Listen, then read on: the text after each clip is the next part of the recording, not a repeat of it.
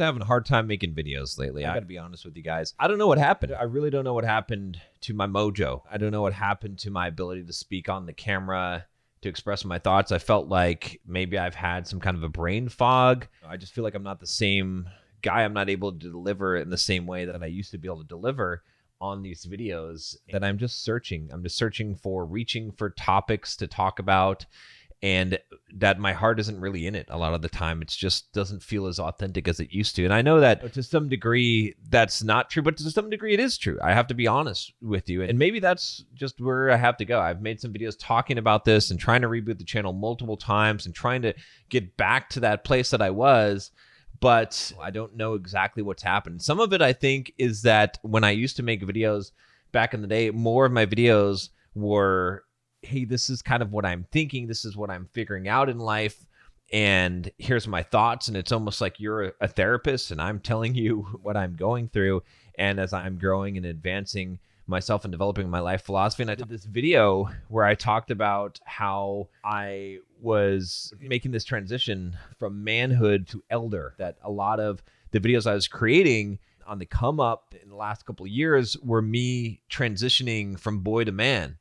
And now I'm in this more of this elder role. So, before I was giving you these experiences that I was having as I was growing and developing myself in these ways. And now that I've established and I've figured out some of these things, it's almost like I'm having to preach. And I don't really want to preach because it doesn't come across quite as well. I can't tell you, these are the 5 things you need to do to become more masculine. And yeah, I mean, there are some things for sure, but it's just not the same. And anyway, I'm on a tangent here, but the point of this video is to tell you the story about my mom dying, because my mom just passed away last Friday. I was in Florida, and I just wanted to tell you about this, give you, I don't know, share what has happened to me. Maybe we're getting back to the old style of videos where I'm sharing what's happening. And I don't know, maybe I'm not trying to get the views. Maybe I'm not trying to create the perfect YouTube video and formula for it, and maybe we're just going to talk. I think it's time for that. Right? Yeah, so here's what happened.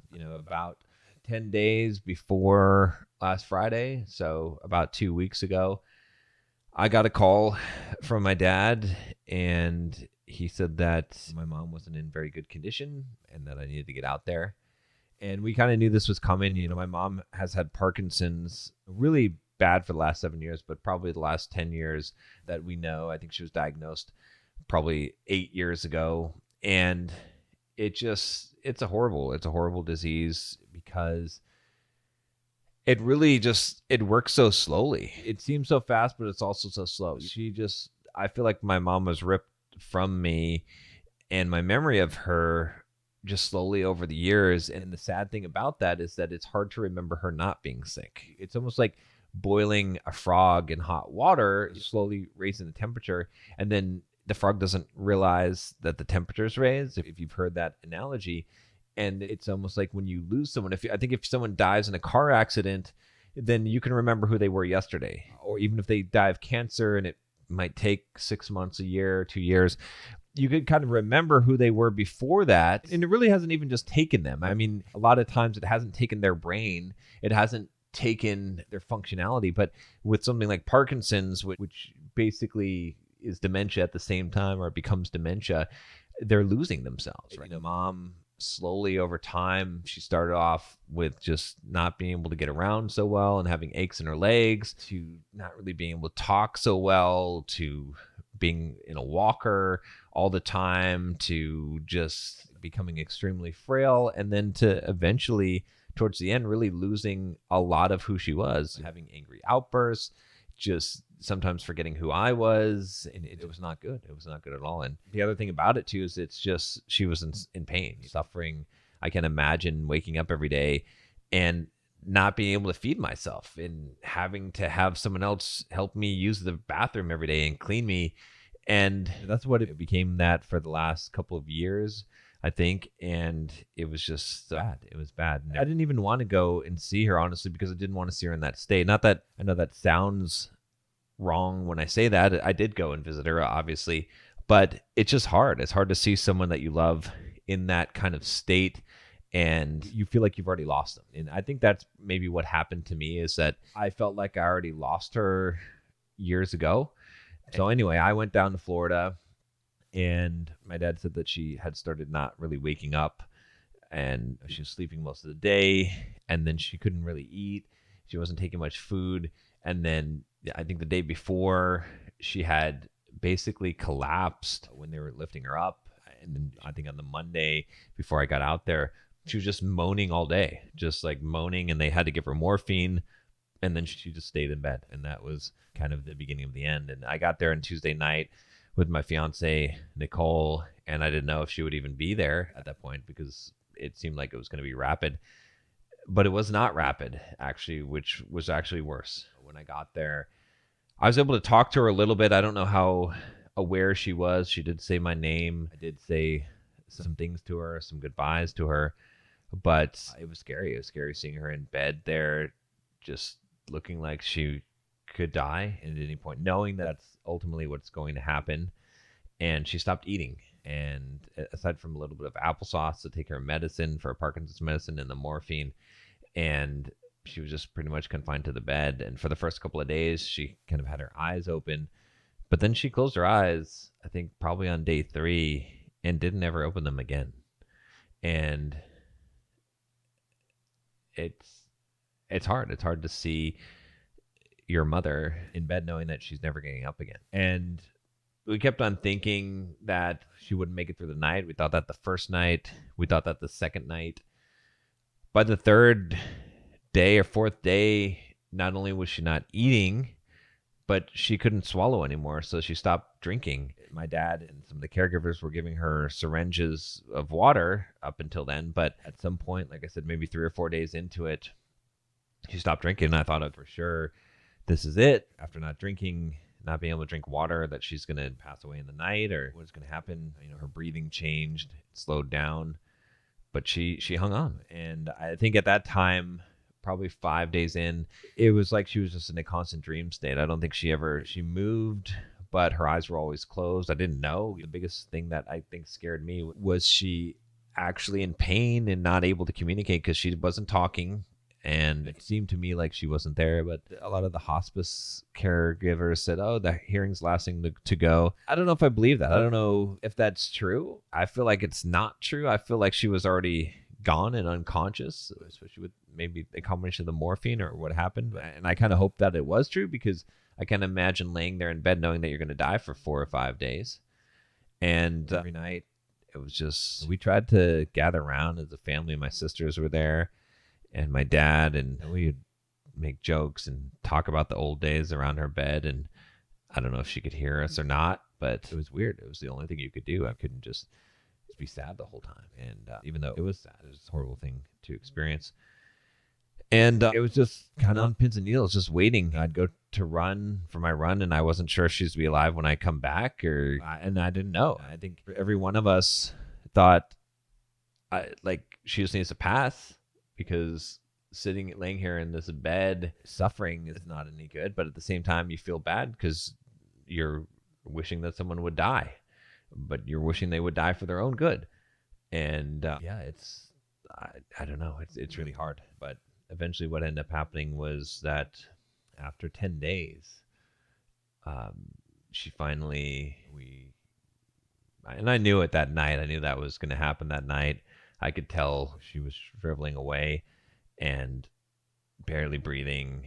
And I knew that night was going to be the last night. And came in the morning. I knew I was going to get a knock on the door. It was my sister knocking on the door. Woke me up at like 4:30 in the morning or 5 in the morning. And I knew what it meant, obviously. And so I got up and went out and went into the room that she was laying in. And she was lifeless. I remember going up to touch her face, and it was cold. And that was hard. It was hard. We knew it was coming, but it's hard to see that, especially after 10 days of going through this. So that's been what I've been going through, is dealing with that. And for me, it didn't hit as hard, I think, as maybe it hit my sisters and my dad. I don't know if it's even hit him as hard as it will hit him, because he was taking care of her for the last 7 years. I mean, his life was a living hell trying to take care of someone. I hired caregivers. I spend a few $1,000s a month hiring people to help my mom to come in and take care of her, because it's not a job that someone can do by themselves. But he was still having to change the bed sheets every night, having to do so many things to take care of her.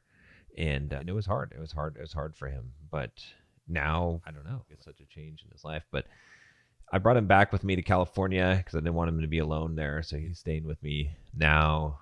And we're trying to move on. We're trying to deal with this in the best way possible. But I think for me, I was going to say that there's a couple of things I would say. One of them is that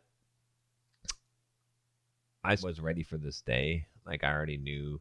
To me, she was already gone when she lost so much of her mind, and she wasn't the person that I knew anymore. Not to say that I didn't still love her and that she wasn't my mom, obviously, but I knew that this was coming, and I knew that, you know, I had already lost the mom that I knew, if that the person that I knew. And so when she died, it wasn't as much of a hit. It was more of a relief. And it was a relief because she wasn't suffering anymore.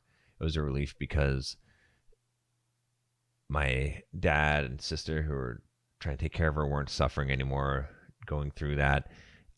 It was a relief because she was finally free of this disease, which took away so much from her. And then from a Stoic standpoint, that's how I look at it. As I look at it as it's a positive. I don't see it as a loss. We talked about loss, and this is a test. You know what I mean? You're going to be tested in life. You claim to be a Stoic, you're going to get tested. And you know, for me, this was one of those tests to see, am I actually Stoic? And yeah, I think definitely it was a hard thing to go through, especially watching that happen for 10 days. But I was able to do it. And I don't see it as a negative. I see it as a positive, in the sense that the suffering has ended for her, and she's moved on from here. And her next place is, I can't say for sure. She was very highly religious, very Christian. I grew up with that. And I don't know if it's funny. I had an interesting thought the other day when I was running, and it's the top of one of the mountains here just the other day. And I thought, for the first time, my mom can actually see me run. But the other thought that I had was, because I was thinking about how I would explain this to my daughter in some degree if she asked, Grandma in heaven and whatnot. I'd had this thought that I thought that maybe your soul creates the reality for you. So maybe if you believe these things, then when you pass, it creates that reality for you, at least for a time being, for you to experience that. And I don't know why that came to me, but maybe that's true. But yeah, life goes on. Life goes on. It's hard. You're probably wondering why I'm in these glasses. I got some kind of scratch in my eye or something, and I guess I have potentially an eye infection. And so I'm taking these antibiotics every 2 hours to make sure it doesn't get infected, because the scratch, bad timing, and all that stuff. But yeah, that's it. I don't know. I don't know what else to say about it. I wish I had more insightful things to say, but I don't know. I don't know what to say about it. I can tell you that as a man, if you have to go through the grieving process, go through the grieving process. You have to still stay strong. You still have to go on. That's what I did when I was there for those 10 days. I pretty much good diet-wise. I did all my runs. I didn't skip runs. I went to the gym. I continued on. I kept up with my emails. And the only thing I was behind really was on YouTube videos.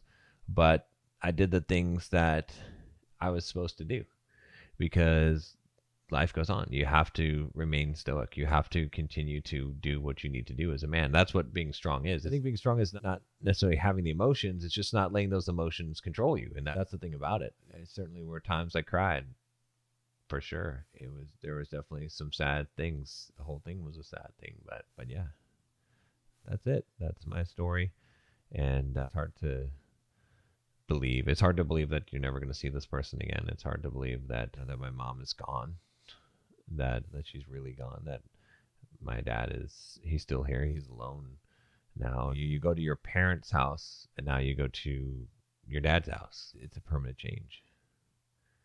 Change is hard. Change is hard. You know, I think it'll impact him more. Obviously, it'll impact him more than me, even though that's my mom. But his daily life, his routine has changed. Is what he's known for 43 years. And now it's going to be different. And that's hard. Having gone through a divorce recently myself, change is hard. That's it.